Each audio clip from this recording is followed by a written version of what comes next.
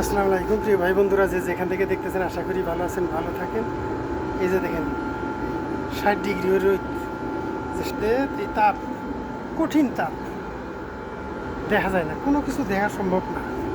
এর মধ্যে এই 60 ডিগ্রি রোদের তাপের মধ্যে কিছু দেখা যায় না। এগুলি ডিউটি করে আমরা প্রবাসীরা 150 টাকা পাঠাই, আমাদের নাম দিছে রেমিটেন্স যোদ্ধা।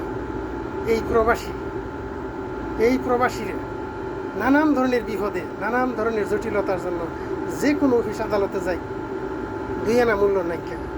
একজন প্রবাসীর মূল্য দেয় রাষ্ট্রে শুয়োরের মতো, পরিবার দেয় কুকুরের মতো। রাষ্ট্রের কাছে যখন বিপদে পড়ে যাবেন পাসপোর্টের জন্য, সমস্যার জন্য, তারপরে কিছু টাকার জন্য, লোন করার জন্য প্রবাসী কল্যাণ ব্যাংক, তারপরে ভোটার আইডির জন্য, জন্ম নিবন্ধনের জন্য, যে কোনো সমস্যার জন্য যাবেন, আপনার মনে করবো রাষ্ট্র একটা শুয়োর আইছে। আর পরিবারের সঙ্গে যখন বকবক করবেন, আপনি করবেন যে 20 বছর 30 বছর পরে যায়, যখন করবেন যে এতগুলো টাকা পয়সা পাঠাইছি, 3500 টাকা গেলে দেওয়া, আমি এখন এটা ব্যবসা বাণিজ্য করে খাই, তখন তার কাছে, পরিবারের কাছে আপনি পাবেন কুকুর। আপনি কুকুর বলে সমর্থন করবো যে এটা কুকুর, খালি বকবক করে। কি বুঝলেন?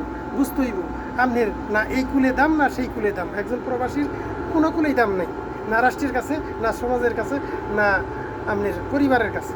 কি বুঝলেন? কোনো মূল্য নাই। প্রবাসীর জীবনটা হলো মূল্যহীন জীবন। তাই ভালো করে চিন্তা ভাবনা করে আপনি দৌড়াইতে হইব। আপনি আওয়ামী লীগের পিছিয়ে দৌড়াইতেছেন, বিএনপির পিছিয়ে দৌড়াইতেছেন, জামাতের পিছিয়ে দৌড়াইতেছেন, কেউ কোনো কাজে আসবে না। আপনি শক্ত প্রতিবাদ করতে হইব, লাঠি নিয়ে চলতে হইব। কিছু পাইতে হইলে, আপনার অধিকার আদায় করতে হইলে লাঠি নিয়ে চলতে হইব। আপনি আমার বাঁচবো কয়দিন আপনি বাঁচবেন? আপনি কি আমার পর্যন্ত বাঁচবেন না। আপনার অধিকারের জন্য আপনি যে কোনো জায়গায় যান, একটা লাঠি সঙ্গে রাখতে হইব, সুন্নতি লাঠি। কাম হবে না ঠাস করে বাড়ি, কাম হবে না ঠাস করে বাড়ি, বাঁচবেন কয়দিন? বাঁচার জন্য চিন্তা করা যাবে না, অধিকারের জন্য লাঠি মারতেই হবে। এই জগতে লাঠি ছাড়া কারো অধিকার কেউ আদায় করতে পারে না। বিষয়টা বুঝবেন।